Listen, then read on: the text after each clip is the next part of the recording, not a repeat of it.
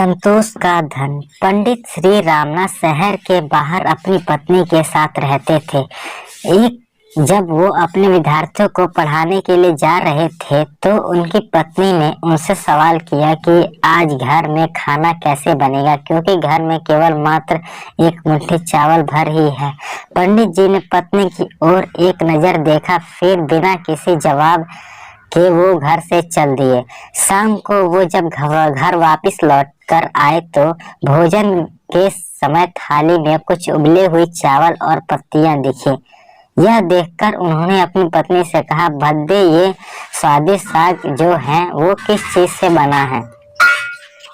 मैंने जब सुबह आपके जानने समय आपसे भोजन के विषय में पूछा था तो आपकी दृष्टि इमली के पेड़ की तरफ गई थी।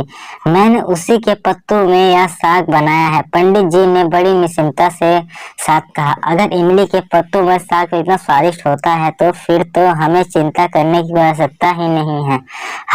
हमें भोजन की कोई चिंता ही नहीं रही। जब नगर के राजा को पंडित की गरीबी का पता चला तो राजा ने पंडित को नगर में आकर रहने का प्रस्ताव दिया, किंतु पंडित ने मना कर दिया। तो राजा हैरान हो गया और स्वयं जाकर उनकी कुटिया में उनसे मिलकर इसका कारण जानने की इच्छा हुई। राजा उनकी कुटिया में गया तो राजा ने काफी देर इधर उधर की बातें की, लेकिन वो असमंजस में था कि अपनी बात किस तरह से पूछे। लेकिन फिर उसने हिम्मत कर पंडित जी से यह पूछ ही लिया, आपको किसी चीज की कोई अभाव तो नहीं है ना? पंडित जी हंसकर बोले, यह तो मेरी पत्नी ही जाने। इस पर राजा पत्नी की ओर आमुख हुए और उनसे वही सवाल किया। तो पंडित जी की पत्नी ने जवाब दिया कि अभी मुझे किसी भी तरीके का अभाव नहीं है, क्योंकि मेरे पहनने के वस्त्र इतने भी नहीं फटे कि पहने न जा सकते, और पानी का मटका भी तनिक ही नहीं फूटा है, उससे पानी नहीं आ सके, और इसके बाद मेरे हाथों की चूड़ियां जब तक है, मुझे किसी चीज का अभाव हो सकता है क्या? और फिर सीमित साधनों में ही संतोष की अनुभूति हो तो जीवन अंतमय हो जाता है।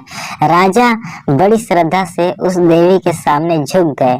दोस्तों, अगर आपको हमारी ये वीडियो पसंद आई हो और स्टोरी अच्छी लगी हो तो हमारे चैनल को एक सब्सक्राइब जरूर कर देना और एक लाइक जरूर कर देना। दोस्तों, चलिए मिलते हैं अगली किसी शिक्षाप्रद वीडियो में। तब तक के लिए बाय बाय।